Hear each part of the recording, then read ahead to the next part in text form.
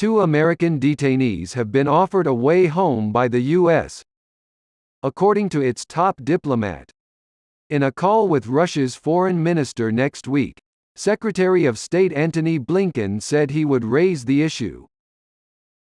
Reports in U.S. media suggest Moscow is interested in exchanging basketball star Brittney Griner for convicted Russian arms trafficker Viktor Bout. Kremlin spokesperson Dmitry Peskov confirmed talks were ongoing but insisted no agreement had been reached. Peskov told BBC Moscow correspondent Steve Rosenberg he was surprised to hear the reports and would not comment until, after an agreement has been reached. Despite Mr. Blinken's claims that he will speak with Mr. Lavrov, a Russian Foreign Ministry spokesperson told the state-owned TASS news agency that they were not aware of any scheduled call. Mr. Blinken and Sergei Lavrov have not spoken since the war in Ukraine began. Both the White House and the Department of State declined on Wednesday to disclose details of the proposed deal. According to CNN, the U.S. hopes to trade Bout for Ms. Griner and fellow American Paul Whelan, who was convicted of espionage in 2020.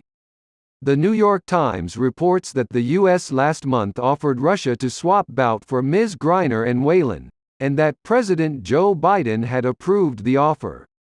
A lawyer for Bout told Russia's RIA Novosti news outlet he could not comment on the reports of a possible exchange with his client, but this could change soon. Bout's wife, Alla, told RIA Novosti neither she nor her husband knew anything about plans for such a prisoner trade.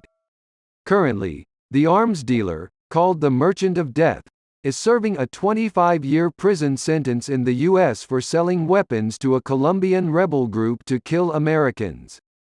White House spokesman John Kirby confirmed an offer had been made several weeks ago, but noted Russia had not favorably engaged so far.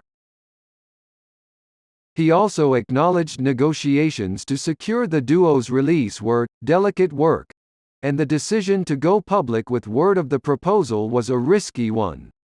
"It's not going to help us get them home if we're negotiating in public," he said. A White House official spoke with the Whelan and Griner families ahead of Mr. Blinken's announcement, and they will speak again within 48 hours. Ms. Griner's release would be the first concrete action announced by the U.S. government.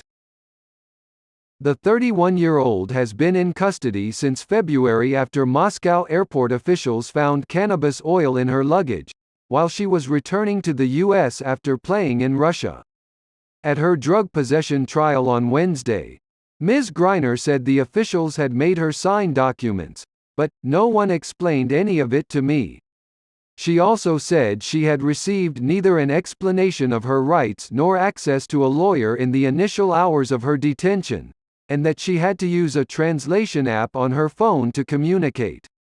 The two-time Olympic gold medalist has pleaded guilty to the drug charges against her but denied deliberately breaking the law, saying she had packed her bags in a rush.